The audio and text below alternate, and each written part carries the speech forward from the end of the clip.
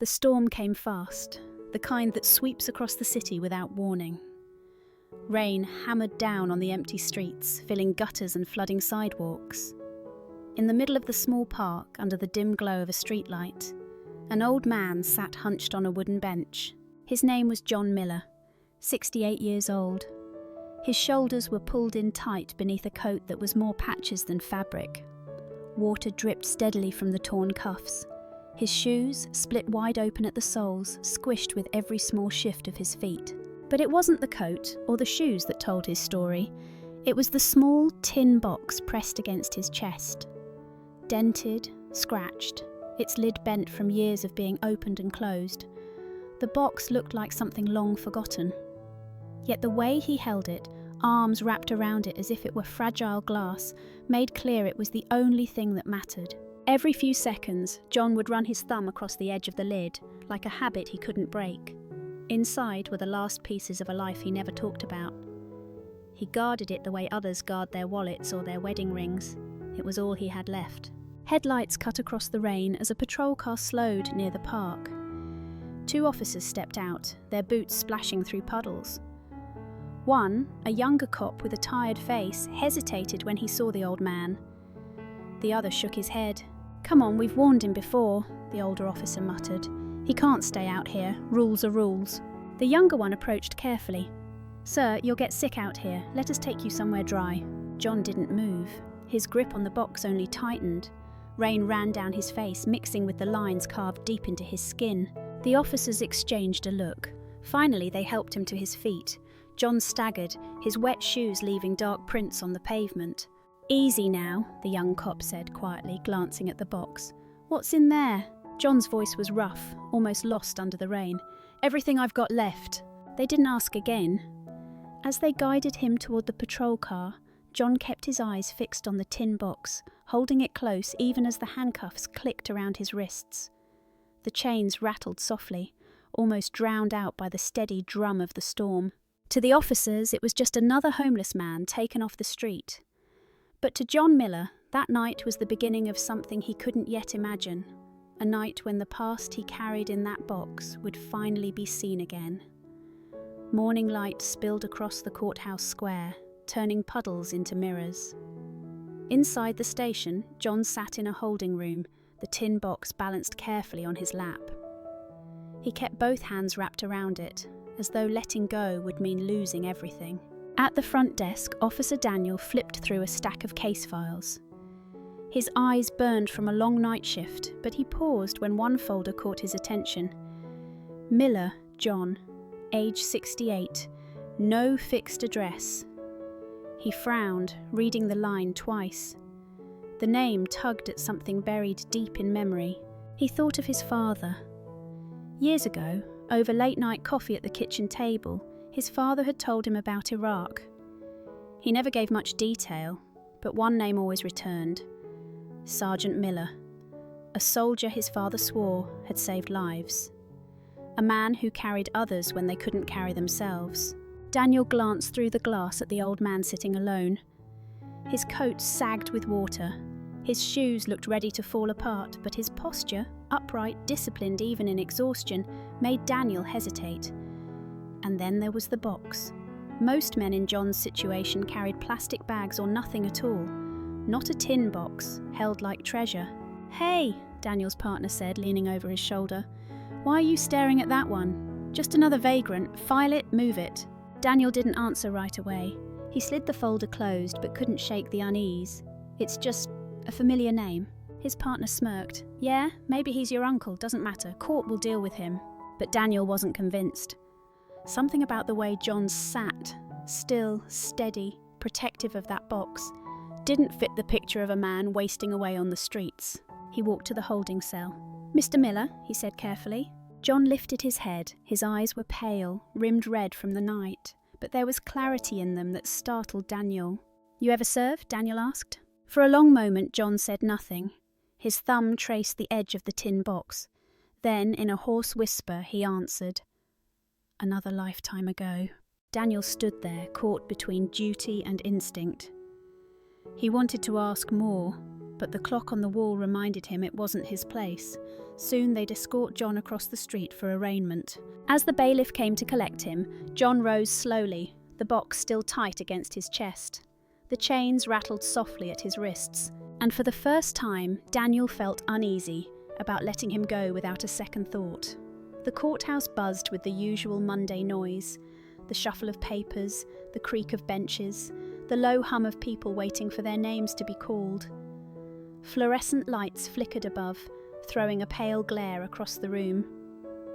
It was business as usual for everyone, except for the man sitting quietly at the defence table.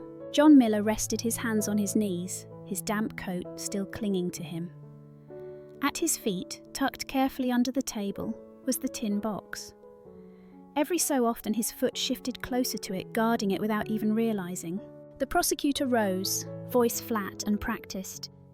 "Your Honour, the defendant has been cited multiple times for trespassing, loitering and disturbing the peace.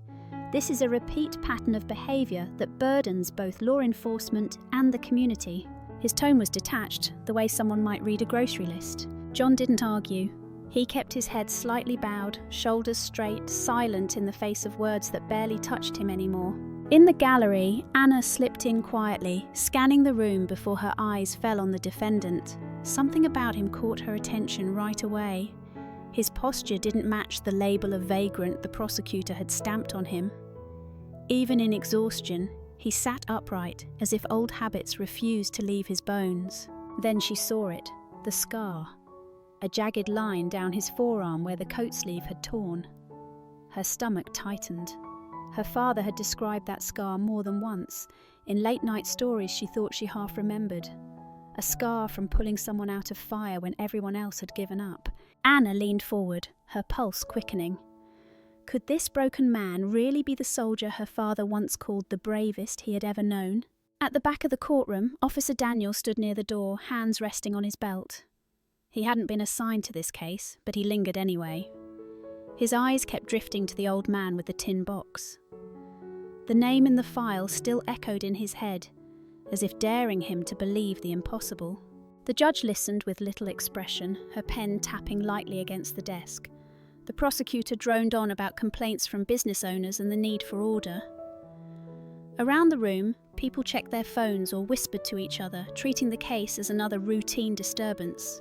But Anna's eyes stayed locked on the scar, and Daniel's gaze stayed fixed on the tin box. They didn't know it yet, but both were about to realise this was no ordinary case. The prosecutor's voice droned on, filling the air with words about ordinances and fines. To most in the room it was background noise. But Anna couldn't hear him. Her eyes stayed on the old man at the defence table, on the way his hand drifted down toward the tin box at his feet whenever the prosecutor raised his voice. Then she saw the scar. The torn sleeve had slipped just enough to reveal it clearly now. A jagged line carved deep into his forearm. Her breath caught. She knew that scar. Her father had told her about it countless times. He said it ran from the wrist to the elbow, left behind when a soldier dragged him out of a burning convoy. He never complained, her father would say, eyes far away. Even when the skin blistered and split, he kept moving. That scar was the price he paid for pulling us out alive. Anna pressed her notebook against her chest, her hands shaking. She glanced at the tin box again. He shifted his foot closer to it, guarding it even while the prosecutor painted him as nothing but a nuisance. It was as if the box and the scar together whispered a story no one else in the room could hear. At the back of the courtroom, Daniel leaned against the wall. His jaw tightened as he studied the same scar, remembering his father's voice at their kitchen table. He also kept noticing the box, how carefully the old man protected it, as though it carried more weight than any possession he had left. The prosecutor jabbed a finger toward John. "This is a repeat offender, Your Honour. His presence disturbs paying customers. He contributes nothing to the community and shows no signs of changing." John flinched at the word customers. His hand rose instinctively to rub the scar through the torn fabric, just as Anna's father had once described. The motion was so small, so unconscious, but it made Anna's throat tighten. She wrote one line in her notebook, her pen digging deep into the paper. "Check VA records. John Miller." The judge tapped her pen against the bench, unimpressed by the prosecutor's rhythm. "We'll take a short recess," she said flatly, striking the gavel once. Chairs scraped, people stood, and the room shifted back into the noise of routine. But Anna stayed seated, her heart pounding, her eyes locked on the man who hadn't moved an inch. And Daniel, from the back, stayed rooted to the spot, caught between the rules of his job and the gnawing sense that this case was far from ordinary. Neither of them spoke, but both knew the scar had just changed everything. The courthouse steps glistened with rainwater as Anna stepped outside during the recess. She pulled her jacket tighter against the chill, her notebook pressed close to her chest. On the page, 3 words stared back at her in bold strokes. "Check VA records." Her hands shook as she pulled out her phone. She scrolled through her contacts until she found a number she hadn't dialed in months, a friend who worked at the VA office. She hesitated, then hit call. "Anna?" the voice answered, cautious. "I need a favour," she said quickly, lowering her voice. "There's a man in court today, name's John Miller, Iraq, early 2000s. Can you pull his file?" A pause, then a weary sigh. "Anna, you know how this goes. We're drowning in cases. I can't just pull a file because somebody looks familiar." Her throat tightened. "Listen, my father served. He told me about a man who saved his life. A man named Miller. I saw the scar. I swear it's him. Please, just check. If I'm wrong, I'll let it go. But if I'm right..." Her voice cracked. "If I'm right, then that man is about to be sentenced for sleeping on a park bench." The line went quiet. She could hear the faint click of a keyboard. Seconds stretched into minutes. Anna paced the wet sidewalk, her shoes splashing through shallow puddles, her heart pounding against her ribs. Finally, her friend spoke again, softer this time. "Anna, it's him. Sergeant John Miller. Records say he pulled 3 men out during an ambush near Fallujah in 2004. One of them was Staff Sergeant Thomas Reynolds." Her breath caught. That was her father. Her friend kept reading. "He was nominated for the Bronze Star. The paperwork got lost during his medical discharge. PTSD, traumatic brain injury. After that, nothing. No benefits, no follow-up. He slipped through the cracks." Anna leaned against the stone wall of the courthouse, the weight of the words pressing down on her. Rainwater dripped from the edge of the roof onto her sleeve, but she barely noticed. Inside, through the tall courthouse window, she saw movement. The young officer from earlier, Daniel, standing alone near the door, his gaze fixed on the courtroom floor, as if he too carried questions he couldn't put into words. Anna ended the call, clutching her phone tight. She looked back at the heavy wooden doors behind her. The man who had saved her father's life was inside, waiting for strangers to decide his fate. And she knew now, beyond doubt, that silence was no longer an option. The recess ended, and the room filled again with the rustle of papers and the scrape of chairs. The judge returned to her bench, her face calm but tired, as though she'd seen this same scene play out 100 times before. The prosecutor adjusted his tie and stood, his voice steady but detached. "Your Honour, Mr. Miller has been cited repeatedly. Trespassing, loitering, disturbing the peace. Businesses have complained, customers feel unsafe. The state recommends 30 days in county jail and a fine." His words rolled out like a script he'd delivered many times before. At the defence table, John sat motionless. His shoulders remained upright, but his head hung slightly forward, his gaze fixed on the tin box at his feet. One hand slipped down almost instinctively, his fingers brushing the edge of the lid. He looked as though he were reminding himself that as long as the box stayed close, a piece of him still existed. From the gallery, Anna felt her heart pound harder with every word the prosecutor spoke. Each phrase, repeat offender, unsafe, nuisance, clashed with the image of her father's stories. She saw the scar, the way John's hand lingered on the box, and she could almost hear her father's voice. "That man saved me. That man carried us when no one else could." She stood before she realised what she was doing. "Your Honour," she said, her voice carrying across the room. The hum of whispers stopped instantly. The judge's eyes narrowed. "Ma'am, you are not counsel. You cannot address the court." Anna swallowed hard. Fear trembled in her chest, but she didn't sit down. "Please, just let me speak for a moment.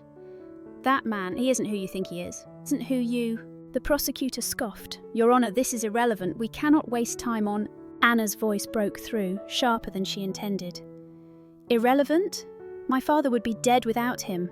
I grew up hearing about Sergeant Miller, the man who pulled him out of a burning convoy. The scar on his arm, the way he never complained. Look at him. Look at the way he still sits, still carries himself. That is not a vagrant. That is a soldier who has been forgotten." Gasps rippled through the gallery. People shifted, eyes snapping toward the old man at the table. John's hand froze on the box. Slowly he lifted his head. His eyes met Anna's, pale and tired, but flickering with something he hadn't shown all morning. Recognition. Or maybe disbelief that someone still remembered. At the back of the courtroom, Daniel straightened against the wall. His heart hammered as the pieces connected. His father's stories, the scar, the name. He clenched his jaw, silent but shaken. The judge raised a hand to restore order, but even she looked unsettled. The routine of the case had cracked. And for the first time that morning, the courtroom wasn't looking at a homeless man waiting for punishment. They were looking at someone who might be far more than anyone had realised. The air in the courtroom hung heavy after Anna's words. For a moment, no one spoke. The prosecutor shifted uncomfortably, flipping his notes as if he could shuffle away the truth. The judge's pen hovered above the desk, caught between protocol and the weight of what she had just heard. At the defence table, John sat perfectly still. His hand rested on the tin box at his feet, fingers curled tight against the dented lid. He kept his eyes down, unwilling to meet the stares now fixed on him from every corner of the room. Then came the sound of wood scraping against tile. Someone in the gallery pushed himself up from a bench. An older man, leaning heavily on a cane, stood and cleared his throat. His jacket was plain, his face weathered, but his eyes burned sharp with memory. "Your Honour," he said, his voice low but steady, "I can back up what she's saying." Every head turned. The man gripped the handle of his cane tighter. "I was there, Iraq, 2004, a convoy ambush outside Fallujah." His voice cracked, but he pressed on. "That man," he pointed with a trembling hand toward John, "pulled me across the dirt when my legs wouldn't work. He carried me when no one else could. If not for him, I wouldn't be standing here." A ripple of gasps moved through the room. The prosecutor tried to recover, his voice clipped. "Your Honour, we can't turn this into a stage for..."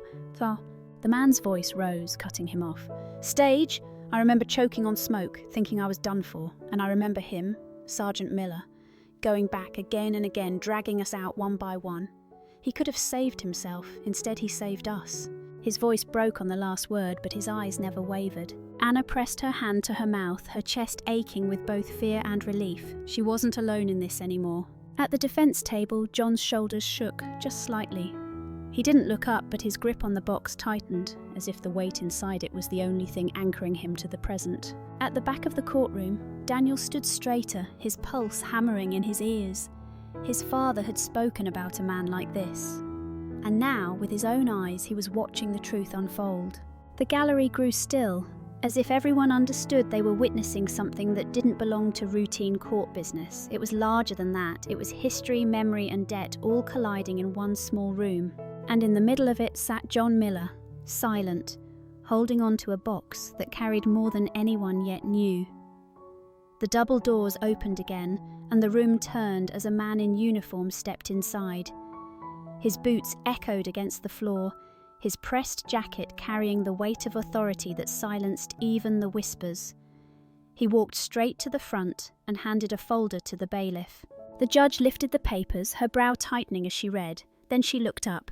"State your name." "Captain Harris, United States Army, currently assigned to the VA," he said clearly. "I've reviewed our records. That man," he nodded toward the defendant's table, "is Sergeant John Miller. In 2004, during an ambush near Fallujah, he pulled multiple soldiers out under fire. He was nominated for the Bronze Star, but the paperwork was lost when he was medically discharged for post-traumatic stress and brain injury. He never received recognition, and he never received the support he was owed." The words landed like stones in the silent room. The prosecutor shifted uneasily, his earlier confidence unravelling. "Your Honour, even if that's true, this case is about trespassing."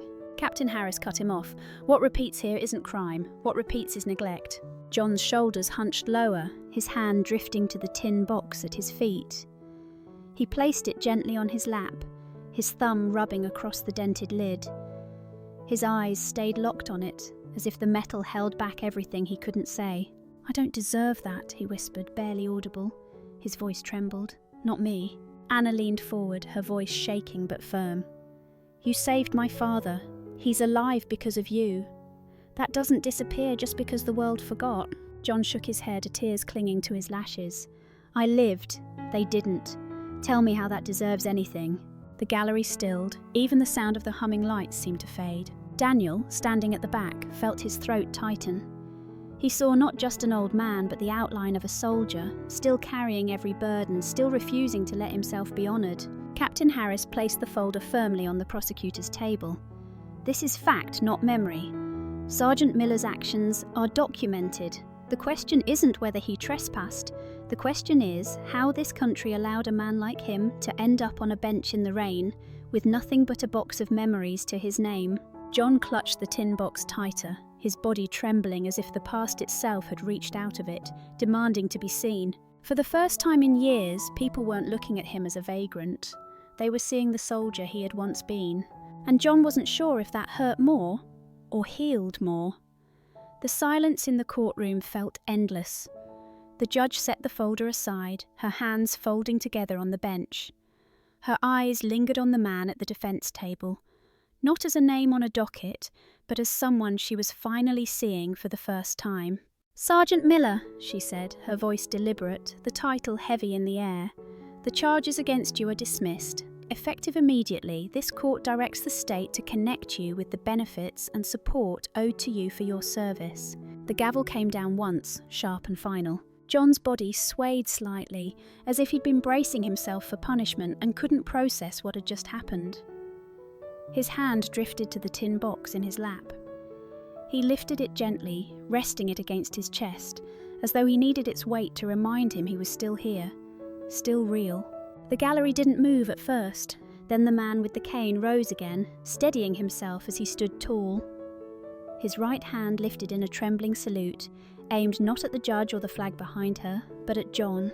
The room froze. For a moment it was just him, one veteran saluting another. Then Daniel, standing at the back, straightened and raised his hand to his brow. His heart pounded as he thought of his father, of the stories that now had a face. One by one, others followed. A woman in the gallery, a clerk near the bench. Even the prosecutor, reluctant at first, pushed himself up from his chair and bowed his head. Soon the entire courtroom was standing, no orders, no ceremony, just silence and respect. John's eyes lifted slowly. He looked out at the faces, blurred through the sheen of tears he could no longer hold back. His grip tightened on the box as if he wished the men he once carried through fire could see this moment with him. His lips trembled, and for the first time he spoke without whispering. "I only did what needed to be done." The judge's eyes glistened. Anna pressed her hands together, fighting back her own tears. Around the room, people stood not for a defendant, not even for a decorated soldier, but for a man who had carried a weight alone for far too long. And in that quiet courtroom, John Miller was no longer invisible. A week later, the courthouse was quieter. No crowd, no whispers, no long lines of cases waiting to be heard. Just a small gathering in an upstairs room, Anna with her father by her side, Daniel standing near the back in uniform, and the older veteran with the cane, seated in the front row. They hadn't come because they were told to, they came because they wanted to. John Miller walked in wearing a plain suit that hung a little loose on his frame. His beard had been trimmed, his hair combed neatly, though time and hardship still showed in the lines of his face. He held the tin box in both hands, carrying it the same way he had carried it on the rainy night they first saw him. A VA official stepped forward and opened a small velvet case. Inside, the bronze star gleamed under the fluorescent light. The official spoke words of service, bravery and sacrifice, but John barely heard them. His eyes stayed on the medal, as if unsure it was really meant for him. His hand shook when he reached for it. He pulled back once, then finally let his fingers close around the metal. He didn't pin it to his chest. Instead, he pressed it against the lid of the box he carried, holding them together as if they belonged side by side. Anna's father leaned forward, his voice steady but thick with emotion. "You gave me a chance to come home. You gave me years with my family. That medal doesn't erase the ones we lost, but it honours the life you gave back to me." John blinked hard, his throat working. "I just did what needed to be done," he whispered again, but this time his words didn't sound like denial. They sounded like release. When the short ceremony ended, a representative from Veteran Housing handed John a key. "It's not much," the man said, "but it's yours." Later that afternoon, John stood in front of a modest apartment building on the edge of town. The paint was chipped, the hallway smelled faintly of old carpet, but the door opened smoothly when he turned the key. Inside, the room was bare, a table, a chair, a simple bed, empty yet safe. John walked to the table, set the tin box down gently, and then placed the medal beside it. He opened the box and looked at the faded photos, the letters, the patch from his uniform, the memories he had carried alone through storms and streets. For the first time, they were not just pieces of the past. They were part of a home. From the doorway, Anna watched quietly, her father standing beside her. Daniel gave a small nod of respect before stepping back into the hall. The older veteran lifted his cane in a kind of salute, his eyes shining. John sat down, resting his hand over both the medal and the box. His shoulders eased, the tightness in his chest finally loosening. For the first time in years, he didn't feel forgotten. And in the quiet of that small apartment, with rain clouds breaking to let in a slice of sunlight, John Miller was no longer just the man on the bench in the storm. He was home. Stories like John Miller's remind us that dignity can be hidden beneath worn coats and tired eyes, yet it never truly disappears. Sometimes all it takes is one person willing to look closer, to ask a question, to speak up, and a life can change. So here's a question for you. How many people do we pass by each day, never realising the battles they fought or the weight they still carry? Maybe the lesson is this. Honour doesn't fade with time. Respect doesn't belong only to medals or ceremonies.